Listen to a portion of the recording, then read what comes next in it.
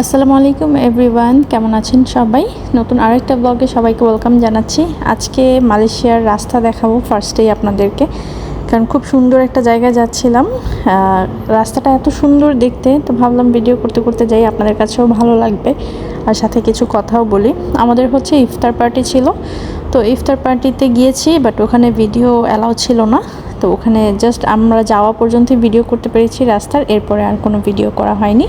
তো আমাদের হচ্ছে 21 রোজায় তেমন একটা ক্লিপ নেই, শুধু আমি রাস্তা ধরে গিয়েছি, এত সুন্দর রাস্তা ধরে, সেটাই একটু একটু করে ভিডিও করেছি। আর আমার মালয়েশিয়ার রাস্তা দিয়ে গেলেই মনে হয় যে আমি ক্যামেরাটা অন করে রাখি, কারণ এত সুন্দর পাহাড়ি রাস্তা, তো যেটা আসলে চোখ দিয়ে না দেখলে বোঝা যাবে না, খুবই সুন্দর রাস্তা। তো এই আর কি ভিডিও করা হচ্ছিল।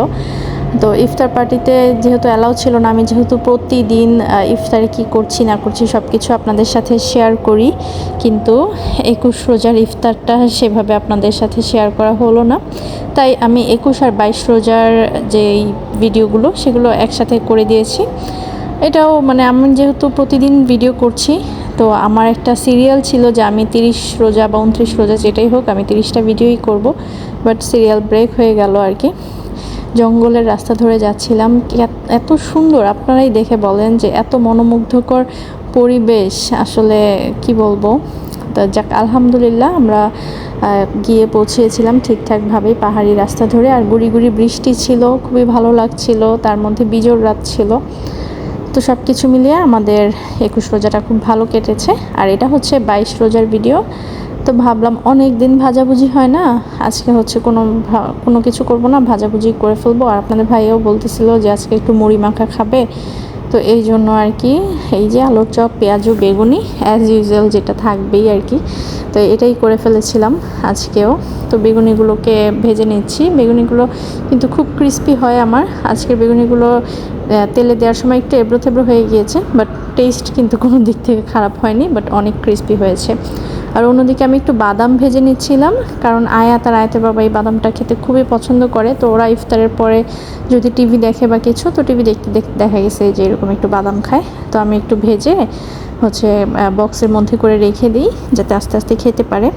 তো এটা করে রাখছিলাম। আর আপনার ভাইয়াও বলছিল যে বাদাম খেতে ইচ্ছে করছে, ইফতারের পরে ইনশাল্লাহ খাবো, তুমি একটু ভেজে রাখো।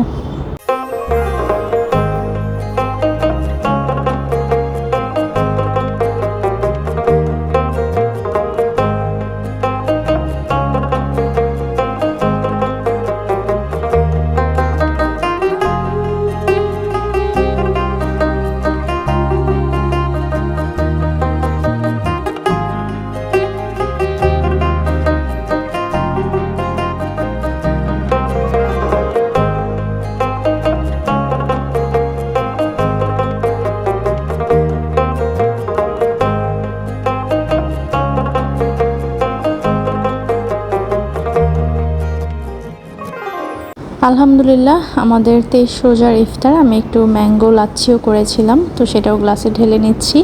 তো সব কিছু মিলিয়ে আর কি ছোটোখাটো একটা ব্লগ আজকে শেয়ার করব, খুব বেশি বড় করব না ব্লগটা। তো সাথে ফ্রুটস তো থাকেই আমার ইফতার টেবিলে, খেজুর আর ভাজাভুজি তো ছিলই।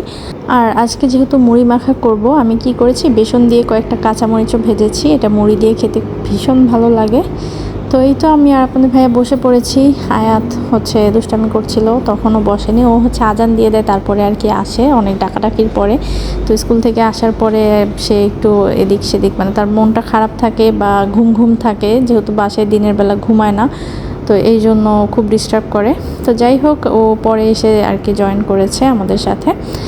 এই আর কি ব্লগটা টুকটাক করে অল্প করে শেয়ার করেছি, আসলে তেমন কিছুই শেয়ার করা ছিল না, তারপরেও ভাবলাম যেহেতু রেগুলার দিচ্ছি তো এটা স্কিপ না করি। তারপরে আমরা হচ্ছে মুড়ি মাখা খেয়েছি। এই যে কাঁচা মরিচটা যে ভেজেছি না, এটা দিয়ে খেতে যে কি ভালো লেগেছে। আর প্রতিদিন না একই ভাজাভুজি তো ভালো লাগে না, এই যে অনেকদিন পর পর করে একটু করি, তো সেদিন আবার খেতে একটু ভালো লাগে। প্রতিদিন যদি ভাজাভুজিটা করতাম তাহলে কিন্তু খেতে একদমই ভালো লাগতো না। তো যার কারণে আজকের ইফতারটা আমরা ভাজাভুজি দিয়ে কমপ্লিট করেছি। আবার বাকি কয়েকদিন আছে, সেই কয়েকদিন হয়তো অন্য কিছু হবে আর কি। এটা কি হইতেছে আয়াত? হ্যাঁ, কি হইতেছে? ব্রাশ করতেছি। এখন ইলেকট্রিক ব্রাশে ব্রাশ করতেছো? এখন কি ঘুমাইতে যেতে হবে এই জন্য?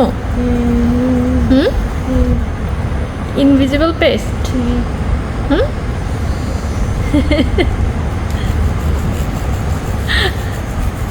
দেখি তাকাও ওইদিকে কি করতেছে।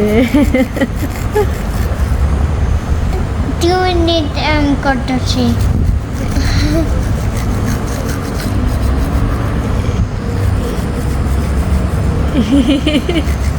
ডান। ডান। হ্যাঁ যাও মুখ ধুয়ে আসো এবার। গো।